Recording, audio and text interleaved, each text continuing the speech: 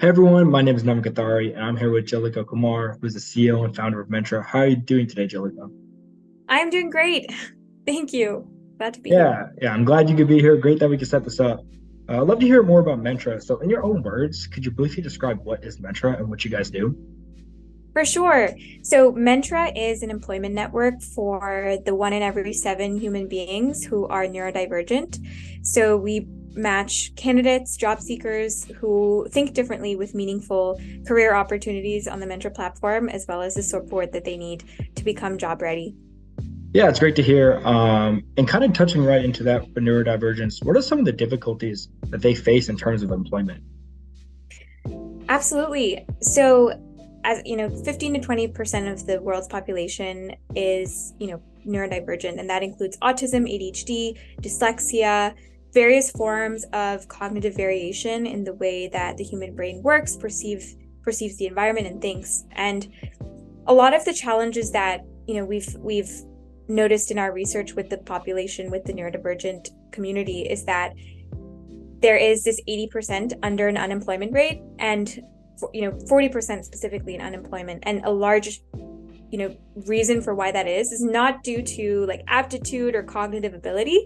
It's actually because today's systems and processes screen out this population because typical services like the LinkedIns and Indeeds of the world are looking at traditional education, work experience. However, for a population that has been underestimated and misunderstood, there's a lot of other factors that demonstrate aptitude and cognitive ability that are not being considered in, AI screening algorithms that exist today. So we realized that, first of all, we need to figure out what those challenges are to employment. What are the invisible barriers, as we call them, to get into the workforce? And then how could we support, all the way from applying to jobs, navigating different application sites, to interviewing for jobs with recruiters who might not understand neurodiversity or understand why someone might not be behaving in a way that is expected because of the nature of neurodiversity. Folks interact in different ways, might have different eye contact, different behaviors that might not seem expected to recruiters, and so that causes a huge screen out of the population. And then once folks actually get the job, retention is another key piece. So how do folks stay in the job, feel a sense of fulfillment, and then actually rise in their career development at the organization? So that's where we see challenges in every part of that roadmap, and we've tried to use technology to really support and empower the individual to find an employment that allows for their hearts and brains to thrive. Yeah, it's great to hear, and thank you for explaining a little bit what neurodivergence consists of. It's great to hear what you guys are doing, and it's also almost sad to hear some of the difficulties that they are facing. You've been a part of Metro now for 3-4 years, and I'm curious to know what made you want to pursue this initiative. And once were there any experiences or any moments that made you realize, yes, you can do this. This really can help people. Yeah, so I first of all, I grew up with a brother named Bikram. He's a non-speaking or traditionally nonverbal autistic individual. And I sort of questioned a lot of the times why, because I could speak, because I could, interact with, other people. It allowed me to go to school. It allowed me to go to college, to get a degree and an education and then a job. And my brother, who I believe has, equal or if not more intelligence than me, because of his lack of communication ability, did not have the same opportunity, could not go to school, could not get a job. And, even at the age of 30, is not able to find an employer that would be able to accommodate him in the way that he requires. So someone with with complex support needs like him would require, a job coach, a communication partner at the job, flexible deadlines, specific things, very clear instructions. And a lot of times employers just aren't ready or aware on how to provide those accommodations to individuals. So that's sort of what got me thinking, well, first of all, why is there this cliff, after folks reach the age of, 22? Oftentimes government support programs don't extend throughout their entire, adulthood. So how can we support that population? And we see a large group of that population that are, parent dependent, living with their families, oftentimes, under, or as we said, unemployed. And that just seemed like a huge, market inefficiency, because if we're tapping, there's so many folks who are capable who are just not being tapped into, and not because they don't want to, but because, again, the system. So that's sort of what triggered the thought process behind why, to start to build something that could support this population. And so, yeah, circling back to, my brother, realizing that at the age of 27, he actually learned to type on an iPad. And when he started expressing himself, we realized that basically all our assumptions about him had been shattered, because he was someone who was very parent dependent, required, support to go to the bathroom or to brush his teeth. And now he was like typing, really elegant and eloquent sentences. And we were like, he is very cognizant of what's happening around him and very intelligent. And how can we tap into that in the workforce? So that is what inspired and was the catalyst for Mentra, thinking about how we can tap into the vast spectrum of the neurodivergent population across every industry and every job occupation. Yeah, it's great to hear. I'm glad you brought up that story about your brother, and kind of great segue into the next question about employers. So a big part of Mentra is helping neurodivergents find new job opportunities, but how can Mentra also help employers? So employers today, there's first of all a huge labor shortage. There is a $1 trillion turnover problem that companies spend because they're not able to retain their talent. And we see headlines, across the news of folks who are silent quitting, of mental health challenges in the workplace. So we see that from the other side, there's a systemic issue with how recruiters are and companies and hiring managers are not able to activate the full power of their workforce. And we believe that, to solve a lot of those inefficiencies, first of all, we can tap into a net new talent pool of 1 in every 7 humans. So that is a huge value add that we're providing employers with a direct channel and direct access to that opportunity. So that's the first thing. The second is, how we're working with companies is we're making the process a lot more streamlined. So a lot of times, employers, do want to hire from this population. They're like trying to expand and focus more on diversity and inclusion efforts. The challenge we've seen is that employers oftentimes don't know how. So there's not necessarily a translation layer between the employer and the individual. So what we're trying to do is essentially serve as that translation layer.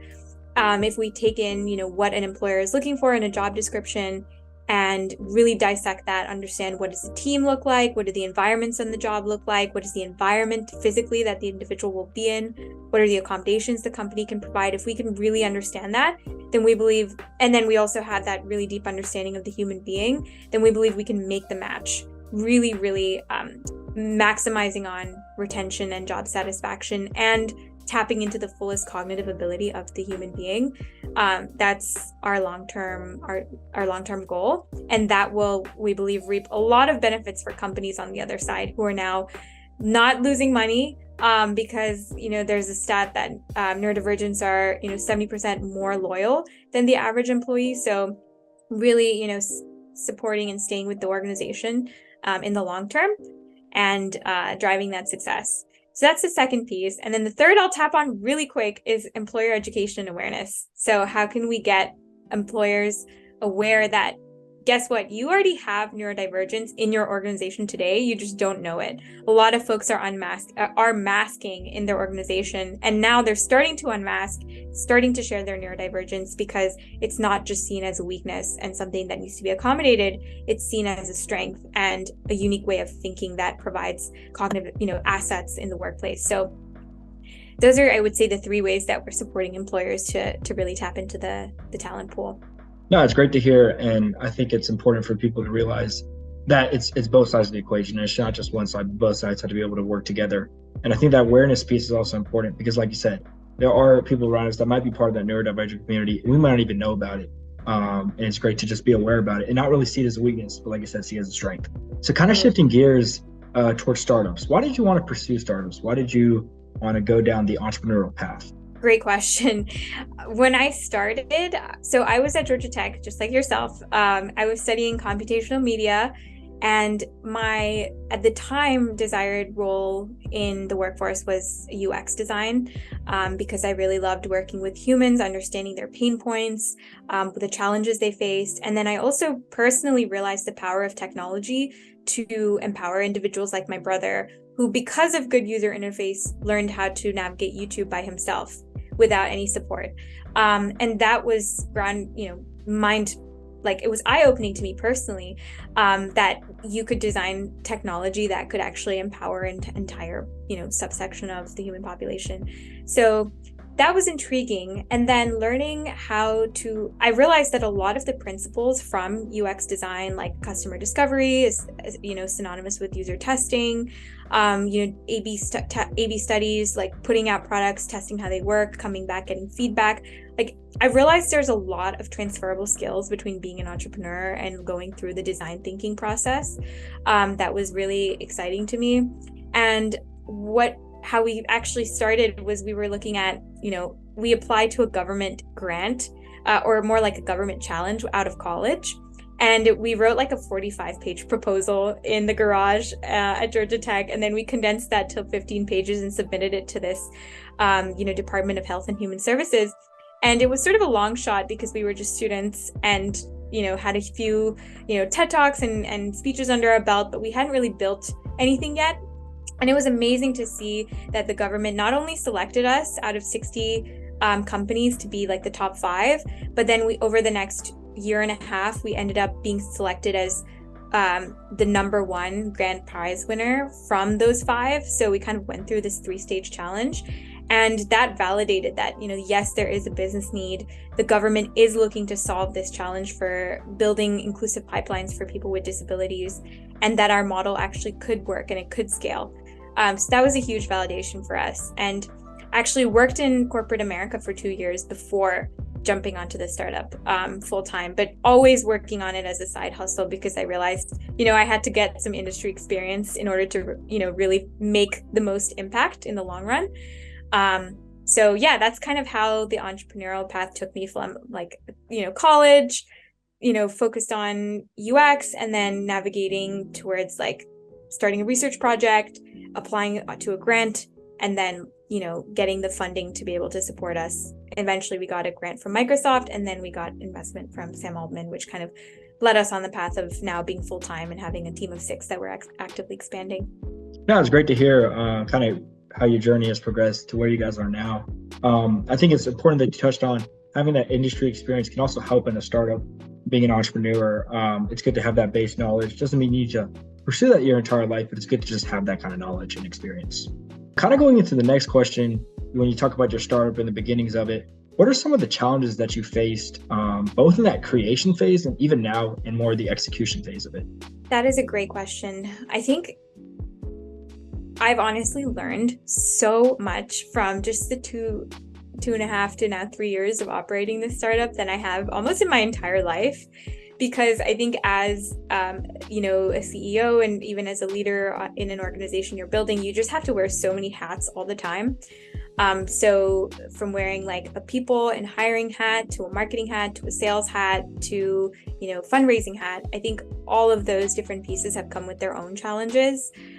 I would say that maybe an overarching theme in all of them is, I guess, twofold. Number one is having the persistence to stick through it, even when, we do get a lot of pushback, a lot of doubters, a lot of questions, a lot of rejections, frankly, especially when you get into the fundraising process and kind of navigating, different mindsets and opinions and people.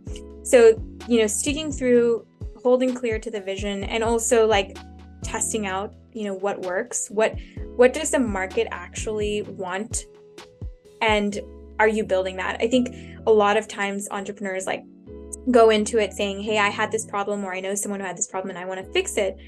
And we just especially as technologists, we have the coding ability or friend who can code or designer and quickly put something together. I think sometimes we fall into the trap of like building the solution before actually knowing if people are going to use it and need it. So I got this feedback from a mentor at ATDC, Monique Mills, who said, start with a really basic MVP prototype, even if it's like a Wizard of Oz style, like Excel spreadsheet. Get, the traction, get people to demonstrate that they would pay for your service, get actual paying customers, even if you can, from that, let's say, MVP spreadsheet as an example. And demonstrate that before going out and investing the resources, time, and energy to build it. Because unless you have like a humongous, engineering team where you can like shift gears constantly, like learning the lessons early on, figuring out what your users really want and building that has been like so critical to saving time in the long run, and building something that people actually need. We actually started as a mentorship service, hence the name Mentra, to get students on college campuses to mentor individuals with intellectual and developmental disabilities based on their gaps and the individual's strengths. And we realized at the time that employers really, it was a great tool, but they weren't willing to pay for it just yet because they were looking for a centralized talent pool in the employment sector. So we pivoted right away, and we could easily do that because we hadn't invested a ton of time and energy into like building the mentorship app. So, learning from your customers or your users and then switching gears and, being open-minded to that process has been really essential, I would say. And one of the hardest parts too, because letting go of what you expect initially and going with what people, outside are validating for you is a skill for sure. Yeah, I'm glad you touched on your journey about that, especially when it comes to the customer discovery, making sure that you have a product that people actually want. I think it's sometimes we overlook that and we just assume that it might be demanded or people want to pay a price for this.